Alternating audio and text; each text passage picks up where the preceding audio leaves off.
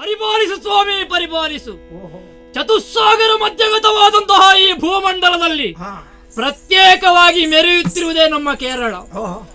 ಕೇರಳದ ಸರ್ವಾಧಿಕಾರಿಯಾಗಿ ಮೇಧಾವಿ ನಾಮಕನಾದಂತಹ ನಾನಿಂದು ಆಳ್ವಿಕೆಯನ್ನು ಮಾಡ್ತಾ ಇದ್ದೇನೆ.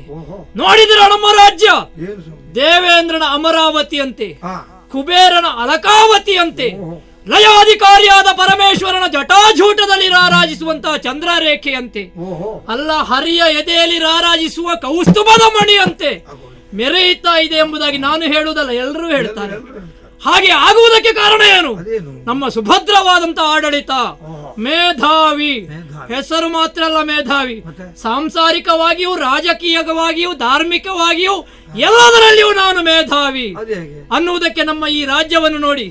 ಎಲ್ಲಿ ನೋಡಿದರೂ ಕೂಡ ಬಡತನ ಅನ್ನುವುದೇ ಇಲ್ಲ, ಬರಡು ದೇನುಗಳಿಲ್ಲ, ದೇಹಿ ಎನ್ನುವವರಿಲ್ಲ, ಹಾಲನ್ನು ಕೊಡದಂತಹ ದೇನುಗಳಿಲ್ಲ, ಫಲವನ್ನು ಈವದಂತಹ ಮರಗಳಿಲ್ಲ, ಎಲ್ಲಿ ನೋಡಿದರೂ ಕೂಡ ಸುಭೀಕ್ಷೆ.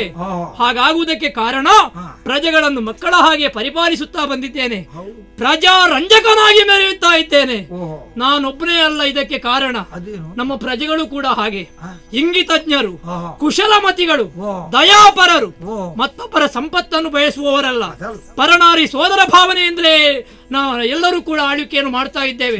ನಮ್ಮ ಬ್ರಾಹ್ಮಣರು ಕೂಡ ಹಾಗೆ ಶಿಕ್ಷಾ, ವ್ಯಾಕರಣ, ಛಂದಸ್ಸು, ನಿರುತ್ತ, ಜ್ಯೋತಿಷ್ಯ, ಕಲ್ಪ, ಶಾಸ್ತ್ರವನ್ನು ಬಲ್ಲವರು.